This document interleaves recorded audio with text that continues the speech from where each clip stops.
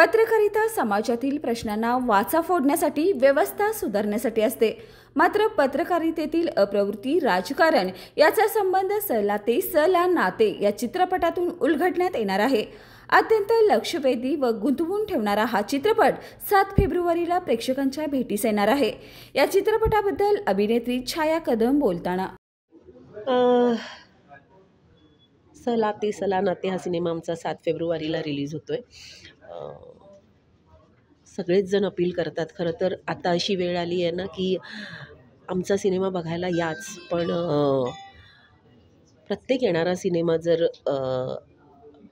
थिएटरमध्ये जाऊन लोकांनी बघितला, कारण आता तुझा सिनेमा आणि माझा सिनेमा असा नाही, जोपर्यंत तो आपला सिनेमा होत नाही ना तोपर्यंत तो लोकांपर्यंत पोहोचणार नाही किंवा लोक आपल्यापर्यंत पोहोचणार नाही.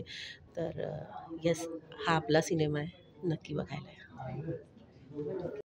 येस, सला ते सला नाते आमचा सिनेमा 7 फेब्रुवारीला रिलीज होतो आहे. याच्यात मी जयश्री बोराडे नावाचं पात्र साकारते. जयश्री बोराडे व्यवसायाने पोलीस अधिकारी आहे. सांगायचं झालं तर तडफदार पोलीस अधिकारी आहे. नेहमीच मला थोडं काहीतरी वेगळं करण्यासारखं असलं की जरा हुरूप येतो, मजा येते काम करायला.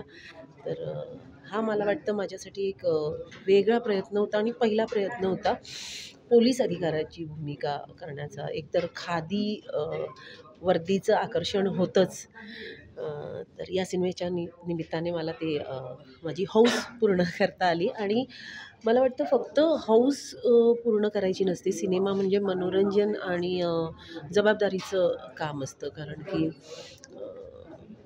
मला नेहमीच वाटतं की कोणतीही भूमिका साकारताना लेखक, डिरेक्टर आणि त्यांच्या टीमने ना खूप वर्ष त्याच्यावर काम केलेलं असतं, खूप मेहनत घेतलेली असते. कलाकार नंतर येतो, तर ते जबाबदारी आणखीन वाढलेली असते. तर मी माझ्याकडून प्रामाणिक प्रयत्न केला आहे आणि पुन्हा एकदा वेगळा विषय घेऊन येतो आहे. नेहमीच असं वेगळा विषय असं मी बोलते, पण जे काम माझ्या वाट्याला येईल ते मी जरा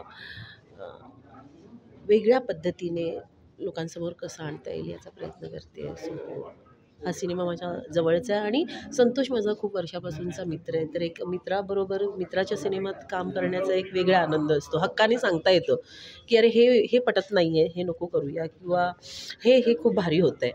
तर हे असं हक्काने सांगता आलं ना तर ते दिसतं आपल्या कामात.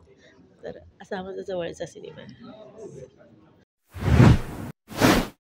बाळ, फ्रीजमधून श्रीखंड काढ ना. आम्ही पूर्वी घरीच बनवायचो श्रीखंड, त्याची चवच वेगळी होती. आता काय सगळं रेडीमेड.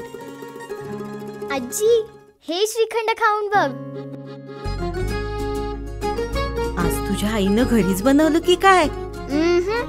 हे आहे गोकुळचं श्रीखंड. अगदी जिभेवर रेंगाळणार. जिभेवरच नाही तर मनावरही रेंगाळणार. गोकुळ श्रीखंड, मनावर रेंगाळणार.